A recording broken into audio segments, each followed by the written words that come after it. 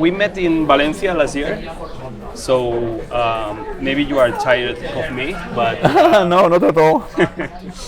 we can be friends now because the second time that we met. I don't if you remember, but we talk about the patriotic thing about Romania, your cinema, connected with a social vision of your country. And now that you win, your compatriot won Palme d'Or. In Second Palme d'Or. The second, Christian Mungiu, that I love it. What do you think? What do you get for breakfast in Romania that you have this cinema? This Well, it's not for me to take the Christian fame, because I think he's a great filmmaker in his own right, of course, and the most important Romanian filmmaker. The thing is that I feel there's a lot of potentiality for cinema in Romania and for arts in general. I think there's an effervescence which is good, which can create something. But in my opinion, I have the feeling that even the victory of Mungiu and all these are, I hope I'm wrong, but I think it's the last moments of a wave of great Romanian filmmakers. Maybe I'm wrong, but the thing is that the level of education is so low, the investment in culture is so low, the financing of cinema especially, but of all arts, is so terrible that I think it's going to be quite problematic and quite not very good in the next generations. But I hope not, but I really think that it's a bad. It might be a bad outcome because the talent is there. There's a lot of talent. There's a lot of potentialities for good cinema, and it happened in other places. In the same time, and I think our region shows that. I mean, if you think of the great Czech cinema in the 60s and 70s and 80s, and nowadays it's much less, or the great classic Polish cinema. Yeah, I was thinking in the Polish cinema. Yeah. Maybe now is going to maybe reborn or something else. So I'm afraid that something like that could happen to Romanian cinema, the contemporary cinema as well. But listen, Radu, I was in your premiere of The Diary in really? Pilsen. Oh, okay. I fucking love this. I fucking hate the rich, the rich people. Okay. And I think that the response of the public was great with your movies, and I think maybe this will not like you, but I think you represent this new generation of Romanian cinema that. Yeah, I'm not that young to be a new generation. You're very young, I think. But thank you. I cannot comment. I hope to be as optimistic as you are, but I am less. Okay. We met a year ago again at Cinema Jova Festival, where you won an honorary award for your career. Now the Filmoteca of Catalunya, I don't know if you've been there before in Barcelona. No, never. It's dedicating you a retrospective to your filmography. What does it feel like so in Barcelona there's a lot of people that love you and loves your work? And well, that's humbling, and in the same time it's a great honor and a great pleasure, because for me Filmoteca de Catalunya was like a kind of dream world. Sometimes I always there are a few places that I look at the programming on the internet, and one is Filmoteca de Catalunya, and I always say, so great programs. That's a curious thing, that the program from... Yeah, I look at this. I also look at the Cinemateca Portuguesa. Okay, yeah. I look at a few others, the French Cinematheque. Yeah. Always I look at the programming, and I think it's a great wonder. I mean, I always say I want to live here, to go to the Filmoteca de Catalunya and watch the films. So when I had received this invitation, I was really, really moved. And in the same time, I always feel I don't deserve these kind of honors, but luckily, and also, well, it's a bit frustrating, but in the last 2-3 years I had so little time, I worked so much, that even if I feel embarrassed, I don't have time to feel to think about it too much. So I just let it happen, and well, now I'm here, and in next week I start the shooting of a new feature film. Okay. So I just work hard to finish all my preparation as much as possible before coming here. Still, I have some work to do in the evenings. But well, anyway, you have a home here, and we can pay you thank you so an much. apartment if you want. Thank and you. You need to make a film in Raval here in this Okay. neighborhood, because I think it's very interesting for a Radu Jude film. I like it. This context it's interesting. I looked around. I think it connects very well with your style and your vision of the world. Anyway, jokes apart, are you considering to get a vacation era, or maybe I don't know if you are so tired and you work a lot, if you are Well, it's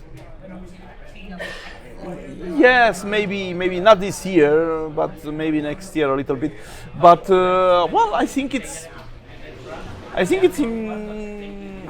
also get a lot of energy from the films I do, from the work I do. So it's an honest exchange in the end. I think it compensates. It's like in love. You're tired, but you're happy also. So it's a bit Okay.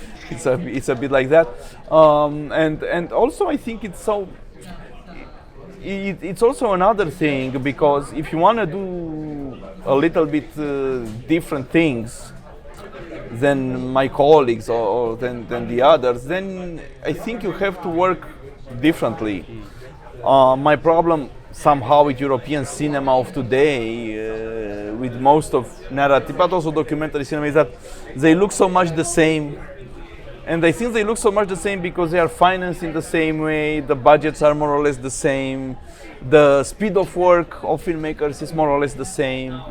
So when you change that, you discover you can do other things, better or worse. That's another discussion, but something else. So I'm interested to make something else, and I discovered that if I work more, I end up with different films. So it's a kind of an obligation to do that. And I think it's like a workaholic, maybe posture. No, it's not a workaholic because it's not a compulsion. It's, as I told you, it's also somehow programmatical. Okay. It's something in order to, for instance, they will open here the retrospective with Continental 25. And Continental 25 is a film that I shot in 10 days with iPhone, with very little money, almost nothing, and some money for post-production and some help, a lot of help from everybody, even the crew and the actors and the production.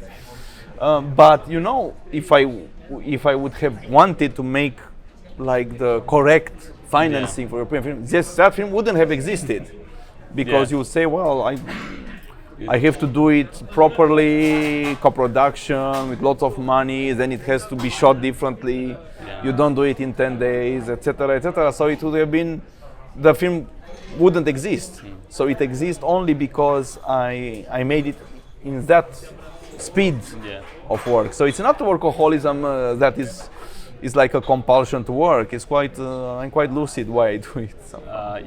Concerning this, I hope. I don't know. Yeah, absolutely. Yeah. There is a session with your short films, with a selection of short films. I don't know if it's today or tomorrow, but anyway, I think the short films is a format with you are very you are very happy. It's like you are very comfortable with this, and there are directors who see shorts as a learning or an initiation tool. I think it's not your vision of the short film genre. Yeah, well, it's true that I found in short films another way of expressing that is not necessarily connected with the learning period of someone. And I think that filmmakers see short films like that is because you work a lot on a short film, and what you get from it is very little. Okay. You don't get much fame, you don't get a lot of money, you don't get big distribution, you know, in cinemas or in television, whatever. You work a lot, and the result is really small. The satisfaction is small. So this is why I like it. It's because exactly for these reasons, the fact that it's more for real desire to express something, or to find something, or to explore something, to experiment. It's a great form for experimenting. So many of the things, or some of the things I did in my feature films, I did first in short films. Okay. And then I discovered another way to use them. I don't judge like in painting. You don't judge a painting if it's small. It's not worse than a big painting, you know. Or in literature, I mean, Don Quixote is not necessarily better than a short story by Borges. You know, it's the same quality, even if the difference in size. Yeah. Okay. Yeah. So I try to think about like that about cinema as well. That's why I like TikToks very much. For instance. I remember that you love TikToks. You show me a TikToker. I remember, and I don't know if you are so much. I don't know how to say it, but you recommend me a TikTok profile, and are you continue to discovering people in actually with someone called Andrei Rus. Yeah, he's a film historian and film teacher. We did a film with TikTok montage materials. We did a film that premieres. It was shown as a material in New York Film Festival, and it's going to be in Film Marseille.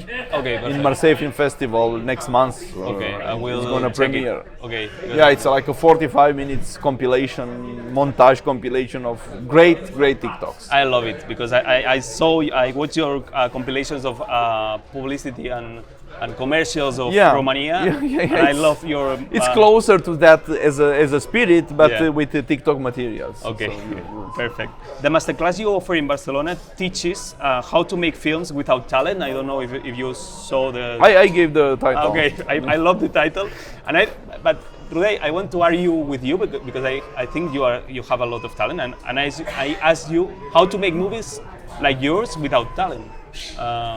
What's the solution? Yeah, but the solution, you have to come tomorrow to the masterclass. I will come. And but mostly is, I think, the fact that cinema, if there's a real curiosity about what you do, and if there's a real modesty in the approach, and if there's a real carelessness about the outcome, then one can make a good film, even if it's not, the greatest filmmaker. And as I was assistant director, I know filmmakers with great talent, and I can recognize their talent. And then you see what they do, and they don't necessarily make better films than people with no talent, So it's a very tricky. Yeah. It's like in painting, it's not. You see a Picasso painting, and some people can say, "Oh, but he doesn't have talent." So I'm trying to think around these lines more. Perfect. Last question with the helicopter here. I want you, because I think you are an enthusiast cinephile. I don't know if I'm wrong or I'm correct, but no, you're correct. But I see less and less because of work and of family obligations, kids, etc. So the adult life, adult life, adult work. Yeah. But can you tell us if you want a Catalan or a Spanish movie that inspires you, that love you, or that simply you want to recommend? Well, all Buñuel for sure. I think Buñuel is a great spirit that was able to always be very deep and very serious, and in the same time you feel there's a kind of anarchy, like a soft anarchy. Sometimes not soft, like in some of the films, but yeah, for me, I think Buñuel is the greatest. For me, also Pere Portabea's films, especially Vampir Coadecuc. And from Catalan, is he Catalan, Portabella? But the base, yeah, from here, Barcelona. So. And of course, Albert Serra, I think, is a great filmmaker and great thinker about cinema, and I like what he does because I like. I'm interested in what he does. Sometimes I like it more than others. Some films I like more than others, but I recognize in him a real thinker about cinema and a real artist. Okay. Do you met with Albert Serra? I met him a few times, yes. Okay. Yes. Okay. I love this image. Albert Serra and Radu Jude together. Yeah, well, we had a public talk in Centre Pompidou 3 years ago. You find it on YouTube, but it's in French. So. Okay. Well, it's not only is perfect, so yeah. Thank you very much, Radu. We are Thank you. done, and welcome to Barcelona. Thank you.